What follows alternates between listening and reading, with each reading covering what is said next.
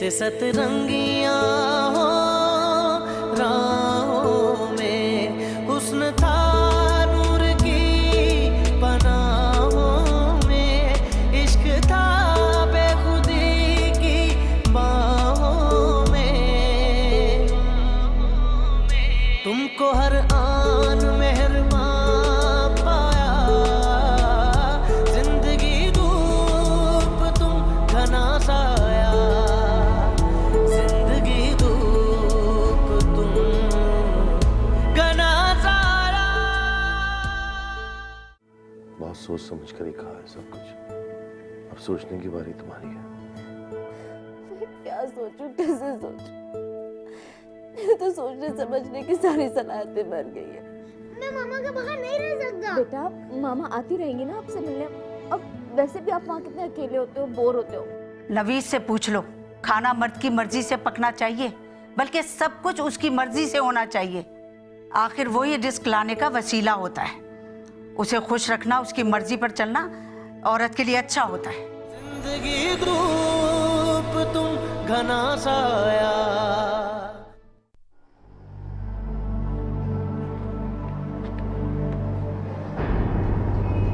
कमाल साहब घर पर हैं? क्या हुआ बेटा? आपको क्या है? आपको मामू से मिलना है ना, उनसे बात करें, मुझसे बात नहीं करें। मामू, तुम हिरा के बेटे अहमर हो? जी, आप कौन है? तुम्हारा अंकल ही हूँ बेटा। तुमसे और तुम्हारी मामा से मिलना चाहता था। यहाँ इसीलिए आया था कि तुम्हारा एड्रेस ले सकूं। अच्छा हुआ तुमसे मुलाकात हो गई। मामा घर पर है? वो तो अपने घर पर है। और बाकिर कहता है कि अब मैं कभी मामा के पास जाऊंगा, यही रहूंगा मामू के पास।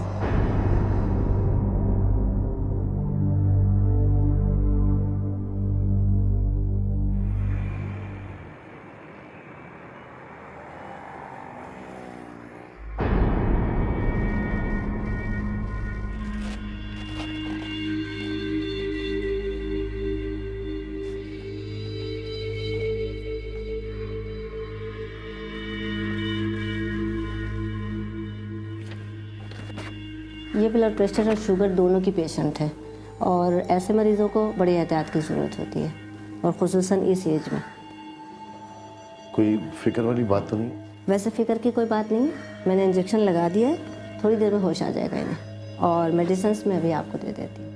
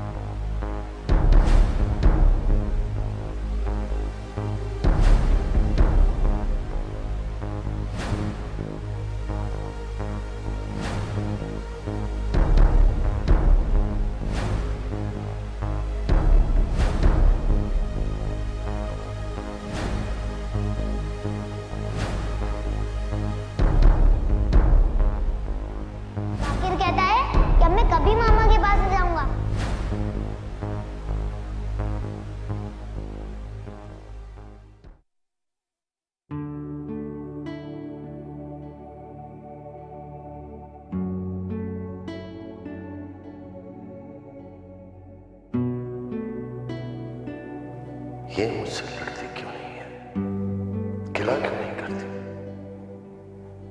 अपने अंदर के गुस्से को बाहर क्यों नहीं निकालती। मुझे मेरी जल्दबाजी और हिमाकत का एहसास तो दिलाना चाहिए इसे।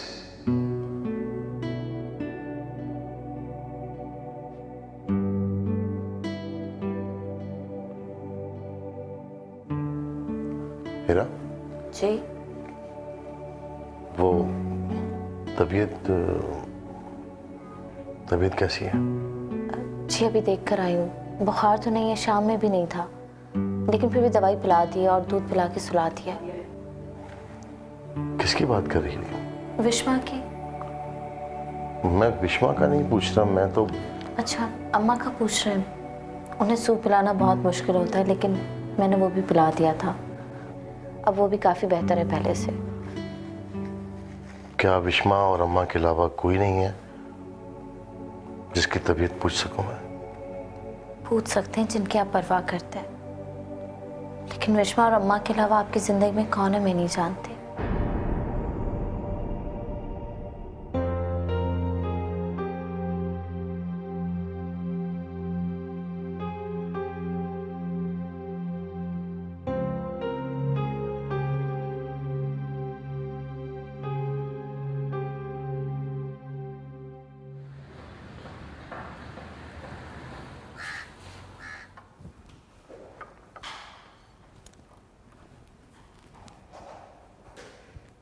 मामा, मामा मुझे लंच में फ्रेंच फ्राइज दीजिएगा और केचप।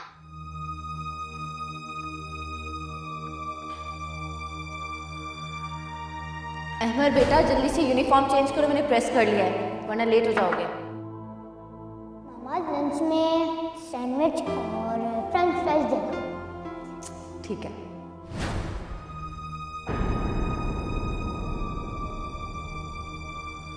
क्या मतलब? कुछ नहीं? गए और बात भी नहीं की? वो वहां अपने शौहर के साथ रहती है। हाँ हाँ, ये तो मुझे पता है, लेकिन तुम गए थे तो उसके भाई से नंबर ही ले लेते उसका। हो सकता है वो अपने शौहर के सामने हमसे बात करना मुनासिब ना समझे। मैं अकेले में बाद में बात कर लेती उससे, गिड़गिड़ा के अपने किए की माफी मांग लेती। वो माफ कर देती। बात सजाओं में माफी मांगने से नहीं मिलती, बल्कि हासिल करनी पड़ती है, तावान अदा करके। कैसा तावान? हकदार को उसका हक अदा करके।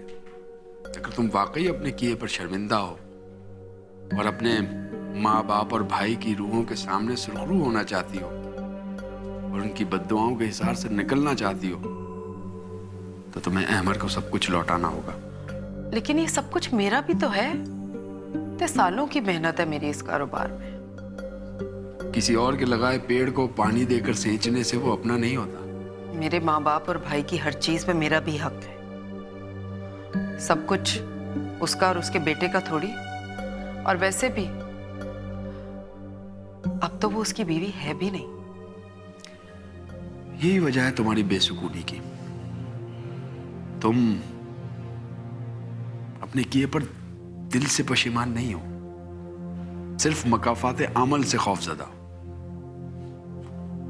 उसका मदावा करना तो दूर की बात, तुम उसका इतराफ भी नहीं कर रही हो। लेकिन हफीज, मैंने तो सुना था कि हिरा ने बहुत अमीर आदमी से शादी की है। उसे हिस्से विस्से की क्या जरूरत है? हक जरूरत देखकर नहीं दिया जाता। खुदा का वास्ता रिजवाना, आजाद करो इस बोझ से अपने आप को, और मुझे भी। तुम्हें देखकर तो मुझे भी डर लगने लगा है कि मेरा क्या हाल होगा। मैं भी दानिस्ता नादानिस्ता तुम्हारे हर अमल में शरीक रहा हूं।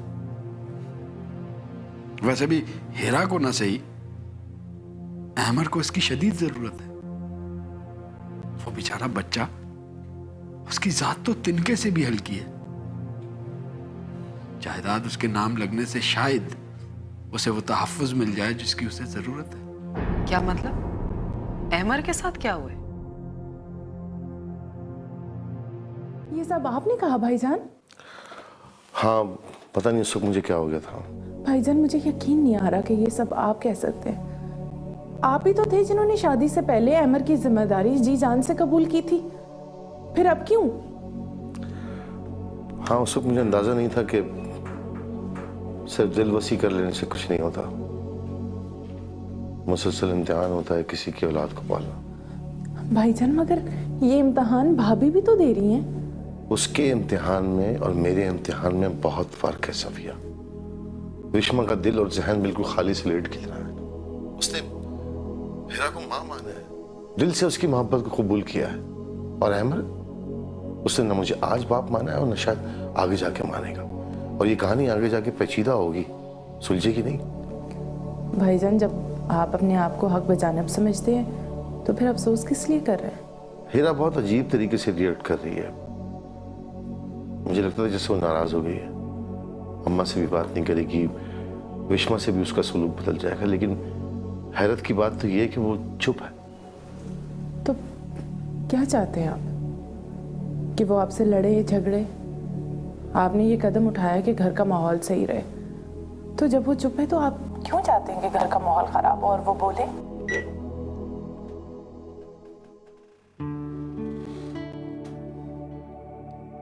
इसलिए कि उसके दो आंसू गिरते ही, शिकवे का एक लफ्ज़ अदा होते ही मैं कहूंगा, अरे क्या हो गया तुम्हें, मैं तो मजाक कर रहा था।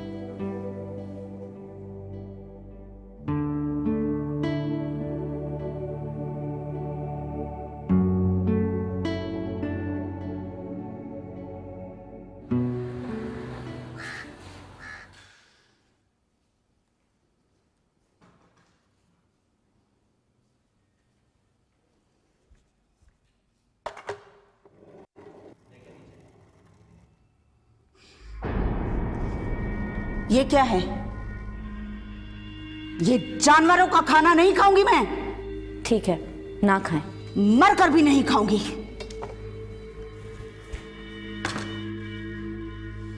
मतलब क्या है तुम्हारा? मुझे भूखा मरना चाहती हो? ये सब मेरे बेटे की कमाई है और मुझे नसीब नहीं। डॉक्टर के परहेज का बहाना करके मुझे ये उबला खाना खिलाना चाहती हो? जानती हूं मैं तुम्हारी ये सब चालाकियां। नवीद, नवीद, सफिया, कोई है जो यहां आकर मेरी जान बचाए इस औरत से? कमबख्त, कमीनी, तौबा इस्तगफार। अरे ये जान से मार देगी औरत मुझे। नहीं सुनोगी, किसी की चीखें पुकारें नहीं सुनोगी। पहली बन जाऊंगी बिल्कुल उसी तरह जैसे अहमद को छोड़ते वक्त हो गई थी। कितना पुकारा उसने मुझे, लेकिन मैंने नहीं सुनी। मैं किसी की पुकार नहीं सुनूंगी, किसी की पुकार नहीं सुनूंगी।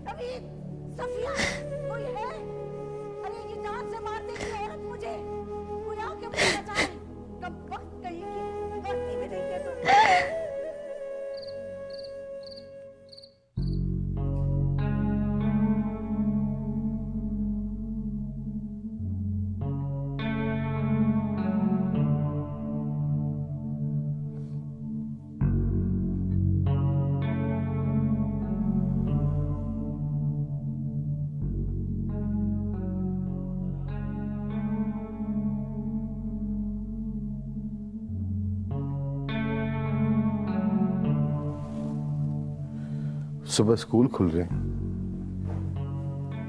हाँ, लेकिन मैं कल विश्वा को स्कूल नहीं भेजूंगी। बुखार तो उतर गया लेकिन कमजोरी अभी भी है। मैं विश्वा की नहीं, अहमद की बात कर रहा हूं। सब कुछ जानते हुए तुम बात घुमा देती हो। कैसे जाएगा अहमद स्कूल? जैसे पहले जाता था। पहले तो मेरे साथ जाता था। हाँ, लेकिन अब अपने मामू के साथ जाएगा। कमाल भाई को दिक्कत होगी।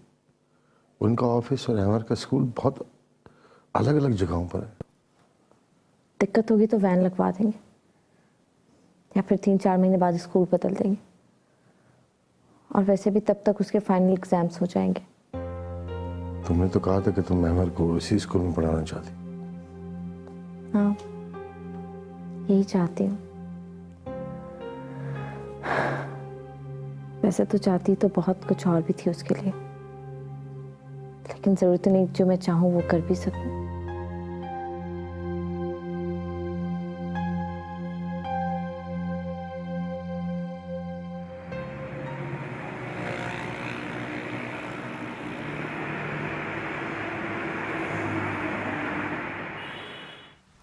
मामा, क्या? मामा आप मुझसे नाराज हैं क्या? नहीं, मैं तुमसे नाराज क्यों होंगी? मामा भैया कहाँ है? भैया को ले आए ना। नहीं, मैं उसे नहीं ला सकती। मामा मैं कभी भैया से नहीं लड़ूंगी, चाहे वो मेरे बाल नोचें, होमवर्क फाड़ दें या सीढ़ियों से गिरा दें, नहीं लड़ूंगी मैं उनसे। अहमद ये सब करता था आपके साथ? मामा वो मुझे ना वॉशरूम में बंद कर देते थे और लाइट ऑफ कर देते थे। लेकिन आपने किसी को बताया क्यों नहीं? आपने तो मुझे भी नहीं बताया ये सब। अहमद ये सब करता था आपके साथ, उसके बावजूद आप चाहती हैं कि मैं अहमद को यहाँ ले आऊं? इतना प्यार करती है भैया से। मामा आप भैया के बगैर उदास रहती है ना, मुझे उदास मम्मा अच्छी नहीं लगती। मामा मेरी विश्वा, मामा भी आपसे बहुत प्यार करती, बहुत ज्यादा।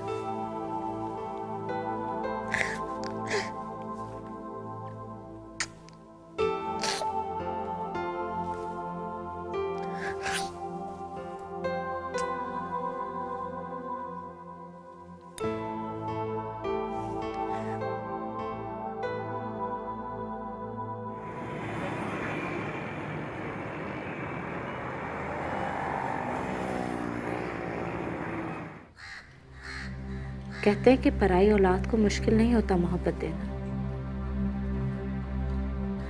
मुश्किल होता है पराई औलाद को अपनी औलाद की जगह देना। और मैंने ये मुश्किल काम कर लिया है भाभी। मैं जब उसके हाथों को चूमती हूँ तो मुझे लगता है मैं अहमद के हाथों को चूम रही हूँ। जब मैं उसके गालों को छूती हूँ तो मुझे लगता है जैसे मैं अहमद के गाल छू रही हूँ। मैं उसे जहाँ जहाँ चूमती हूँ मुझे वो विश्वा नहीं अहमद महसूस होता है। विश्वा तुम्हारी खुर्दा मोहब्बत पे छाया है, मरहम है। तुम कोई मौका देख के नवीद भाई को समझाने की कोशिश करो। मुझे लगता है वो दिल के बुरे इंसान नहीं है, उस वक्त हालात ही कुछ ऐसे हो गए होंगे। तुम उनसे बात करो, वो कोई गुंजाइश निकाल लेंगे। नहीं भाभी, मुझे अहमद के लिए भीख नहीं चाहिए और उनके इतने बड़े घर में गुंजाइश भी नहीं चाहिए। मैं आपको गलत नहीं कह रही, लेकिन वो चाहते हैं कि मैं उनके सामने रोऊं, गिड़गिड़ाऊं, हाथ जोड़ूं और अहमद को मार पीट के उनके सामने ले जाऊं और कहूं कि इसने गलती की, इसे माफ़ कर दो। मैं ऐसा कुछ नहीं करूंगी। ऐसे कब तक चलेगा हीरा? जब तक उनको उनकी कम दिली और कम ज़र्फ़ी का एहसास नहीं हो जाता और वो ये तस्लीम नहीं कर लेते कि मैंने उनको, उनके घर को, उनकी माँ को जो कुछ दिया है उसके बदले में उन्होंने सिर्फ मुझे दुख और तकलीफ दी है और कुछ नहीं। मर्द को सिर्फ औरत की कुर्बानी मांगना आती है और वो इस बात का कोई हिसाब नहीं रखता कि वो कितनी कुर्बानी ले रहा है और कितनी कुर्बानी दे रहा है। मैं दिलाऊंगी उनको एहसास, शिकायत का एक लफ्ज़ भी बोले बगैर। और मैं सिर्फ उस दिन का इंतज़ार करूंगी सब्र के साथ।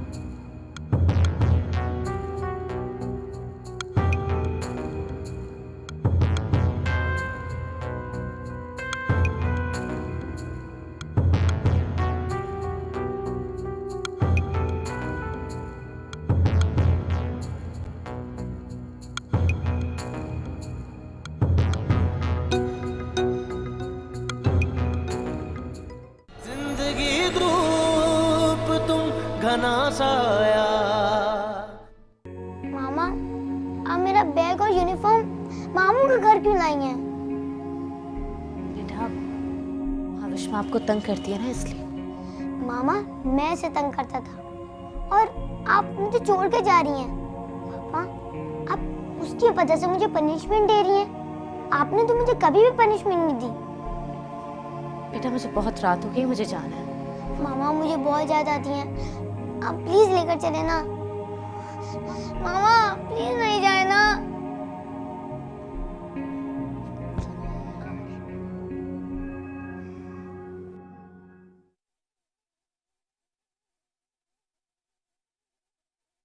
अरे आप, मुझे पता नहीं था कि आज आपको जल्दी आना है। वो एक्चुअली मुझे अहमद को यूनिफॉर्म देने जाना था। आज तो मुझे जल्दी आना था, आज का दिन मैं तुमसे दूर कैसे रह सकता था। मुबारक हो। किस बात की? आज हमारी शादी की सालगिरह है। Happy anniversary.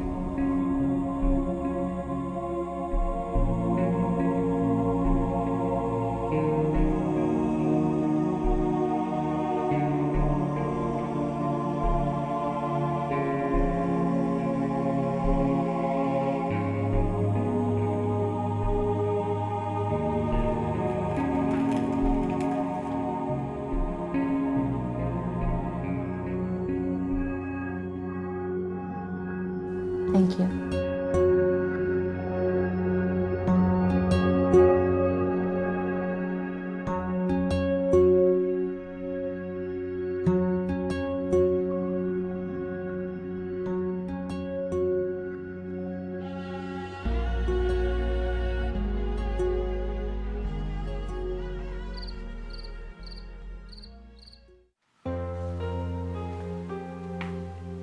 क्या तुम वहां जाओगी?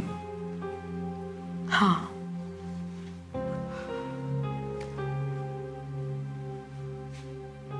मैं जाऊंगी वहां।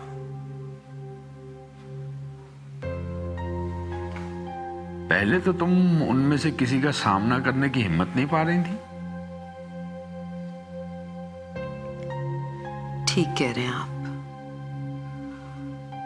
लेकिन अब सामना करने की भी हिम्मत आ गई है और आमने सामने बात करने की भी।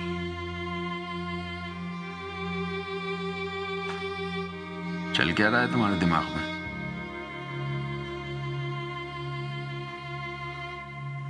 वही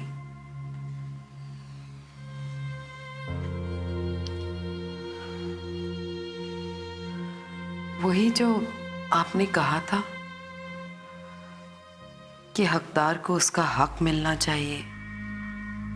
तो मैंने सोचा कि अहमद को उसका हक दे दिया जाए, लेकिन फिर सोचा कि मुझे क्या मिलेगा।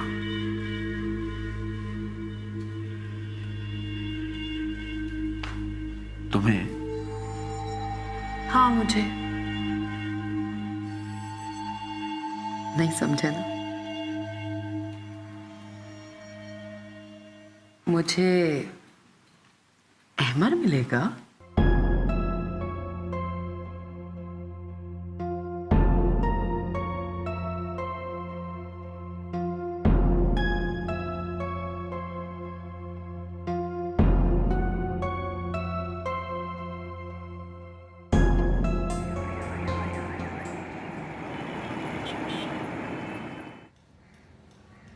अच्छा कुलसूम, मुझे देर हो रही है, मैं जा रहा हूँ। सुनिएगा, ठहरे 1 मिनट।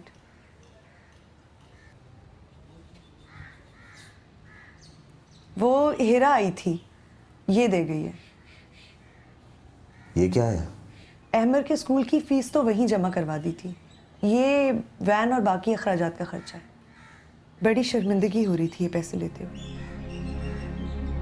क्या वक्त आ गया, जरा से बच्चे का खर्चा लेना पड़ रहा था, मगर मैं हीरा को मना नहीं कर सकी। एक तो इस तरह उसकी खुददारी को ठेस पहुंचती, और दूसरा सच पूछे तो हमारे हालात भी हमें इतनी वसीओ कल्बी दिखाने की इजाजत नहीं देते। खैर,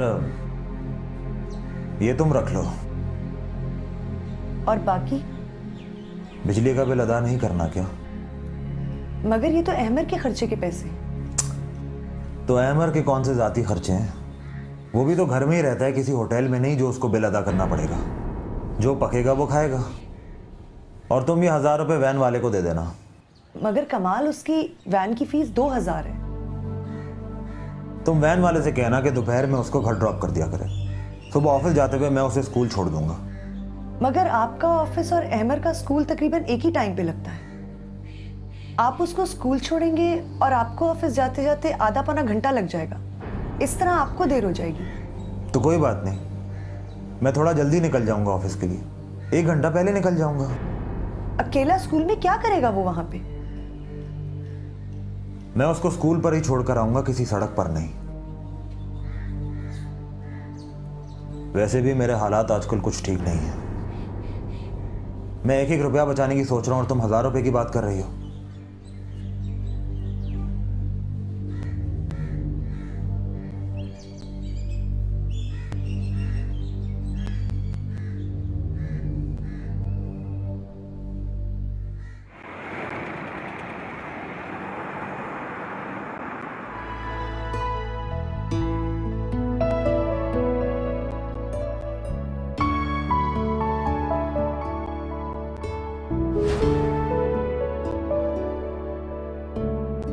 थैंक यू।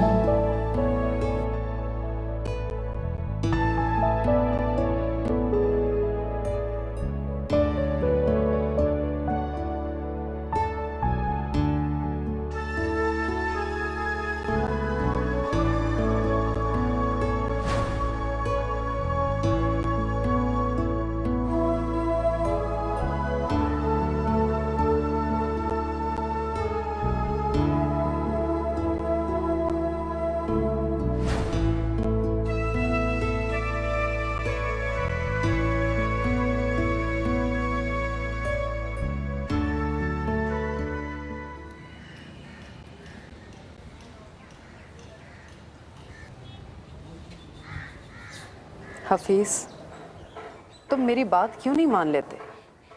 मुझे तुम्हारी बात पर नहीं, तुम्हारी नीयत पर एतराज है। क्या गलत कहा है मैंने? मेरी गोद खाली है और हिरा ने अपनी गोद से अपना बच्चा उठा के फेंक दिया लावारिसों की तरह, इसलिए कि उसने अपना घर बसा लिया।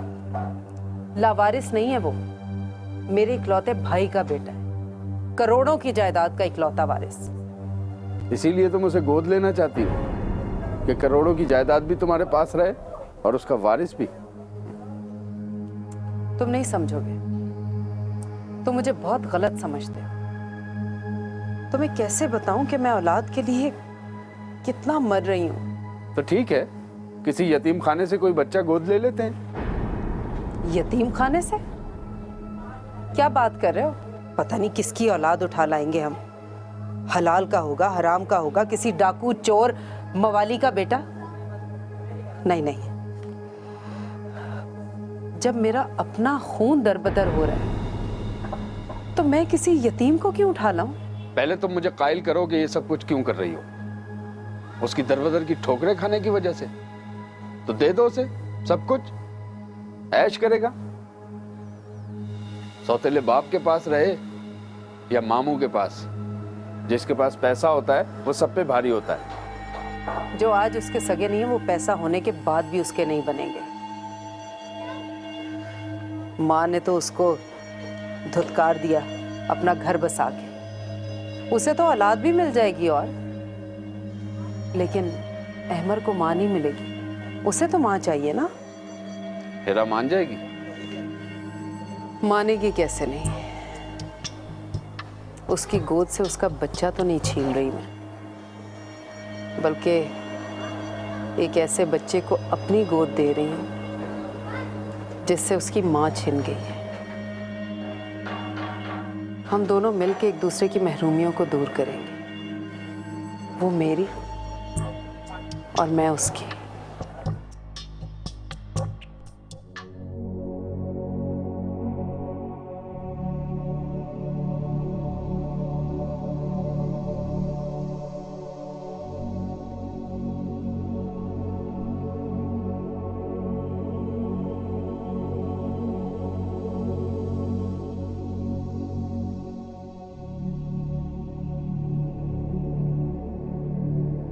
चलो अमर बेटा उठो, स्कूल आ गया है। मामू, आप आपने मुझे इतनी जल्दी स्कूल छोड़ दिया? बेटा मैं क्या करूं, मुझे ऑफिस के लिए देर हो रही है। अब चलो आ जाओ।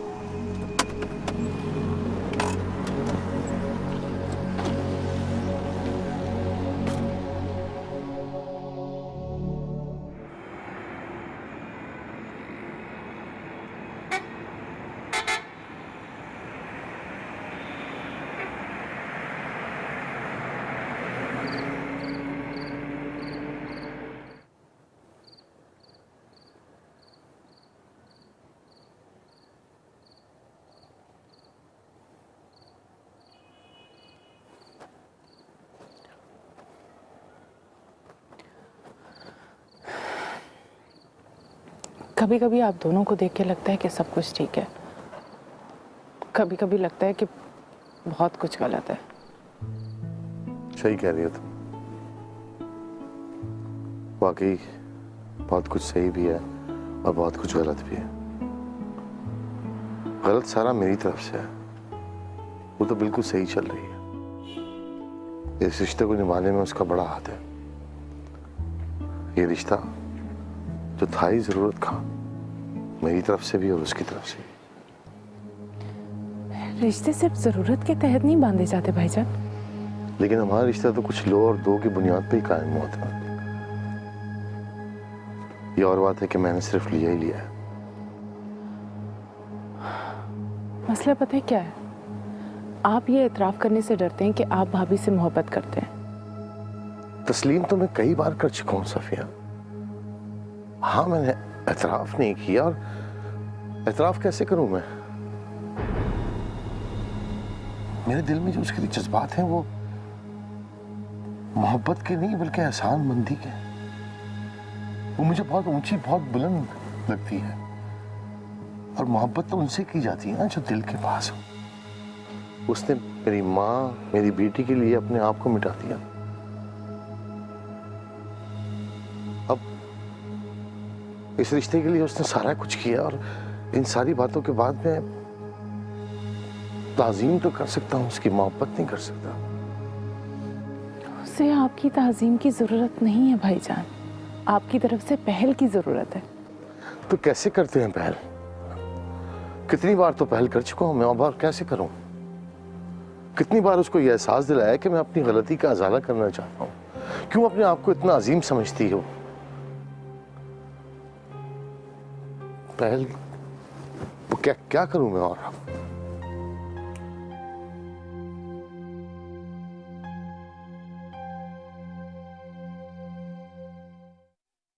कभी नहीं कहूंगी भाभी, और खुद से तो बिल्कुल भी नहीं।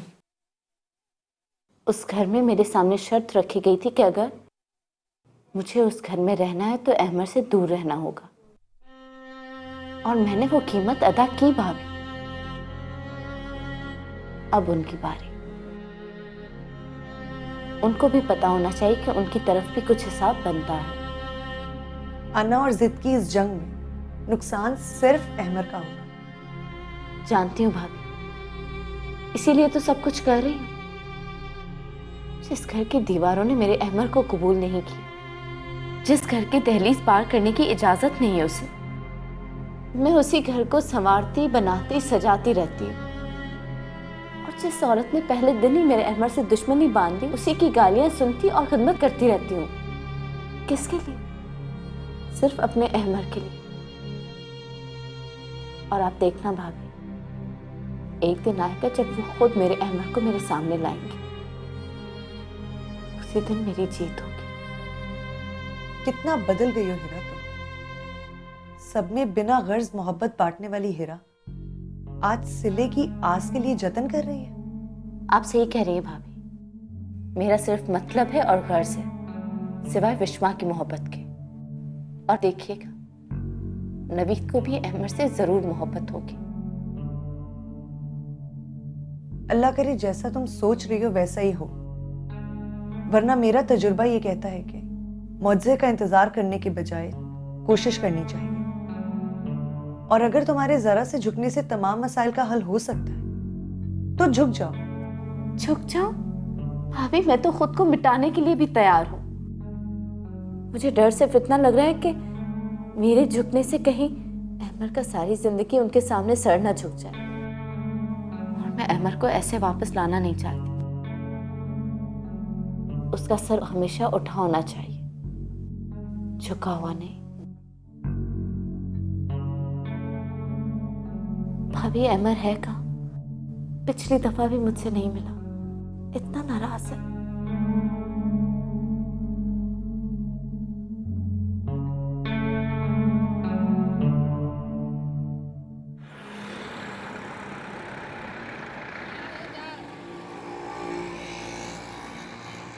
अहमर बेटा चलो हम आइसक्रीम खाते हैं, घूमेंगे फिरेंगे, बहुत मजा करेंगे। देखो मामा ने भी चेंज कर लिया, अब आप भी चेंज कर लो प्लीज। मेरा दिल नहीं चाह रहा ना। लेकिन क्यों नहीं चाह रहा?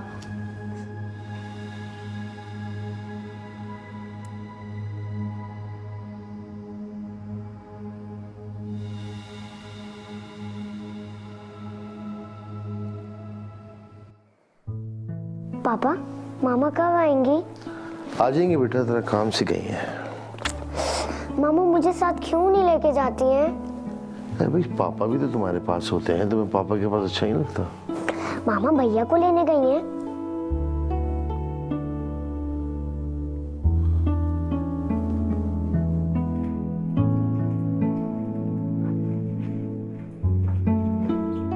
मामा आप आ गई हैं। जी बेटा। अहमर कैसा? आपने खाना खा लिया या लगाऊं? कि तुम हर चौथे पांचवें रोज अहमद से मिलने जाती हो तो मुश्किल तो होता होगा तुम्हारे लिए। अगर आप कहें तो महीने में एक बार जाया करूंगी। और वैसे भी अब वो ना मुझसे मिलता है ना ही बात करता है। नहीं, मैं जाने से मना नहीं कर रहा हूँ। मैं ये कह रहा हूँ कि विश्मा और अहमद को इन उलझनों में डालने की जरूरत क्या है? मेरा मतलब है बच्चे तो अपने घर में अच्छे लगते हैं। और अगर किसी बच्चे का अपना घर ना हो तो वो बच्चे कहीं अच्छे नहीं लगते, कहीं पे भी अच्छे नहीं लगते।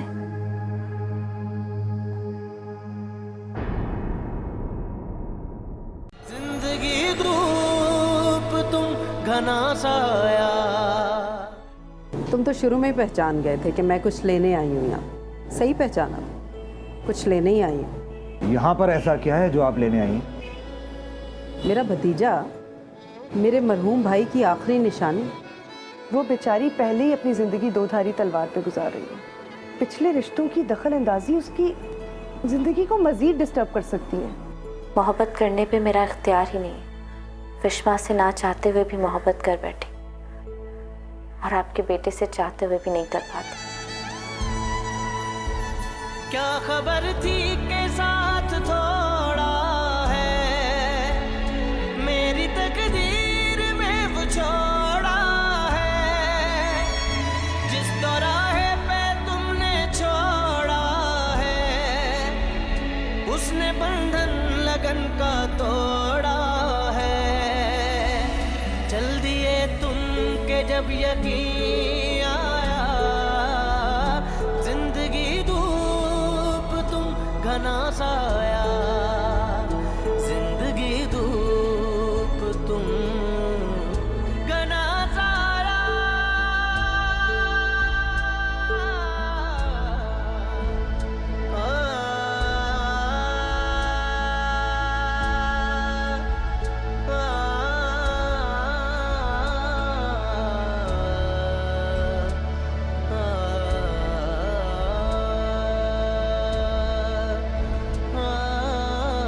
مرګرو کتلې شي دا ډېر زیات دوند دی پوه شوې که نه. په موبایل کې نه ښکاري خو په ریل کې بیخي دا کسان مخکې زموږ روان دي هم پکې نه ښکاري پوه شوې. په موبایل کې ښکاري. دا ولې یار دا لیک ما ته ریزن ووایي د دې چې دا ولې 100 روپۍ انعام ایزي پیسه جیس کیش نمبر راولېږئ بیا. مرګرو نه تاسو کتی شئ یا ډېر زیات دوند دی پوه شوې که نه. او بس په سترګو په څنګه غلط شو یاره. مرګرو تاسو کتی شئ ډېر زیات دوند دی پوه شوې که نه. او کله هم چې مونږ یو ځي ته ځو نو په هغه راتلو په یو ورځ پیلنۍ هغه ورځ داسې ګډوډ وي پوه شوې. یو د تلو سبا اوس روان یو وروره دون اوس نه سټارټ شو څه ښکاري نه. نو بس تاسو کتی شئ والا موبایل کې دومره نه ښکاري خو ریل کې چې ګوري که نه دا مخکې کس درنه روان وي ګاډی روان وي پته یې نه لګي پوه شوې. تاسو کتی شئ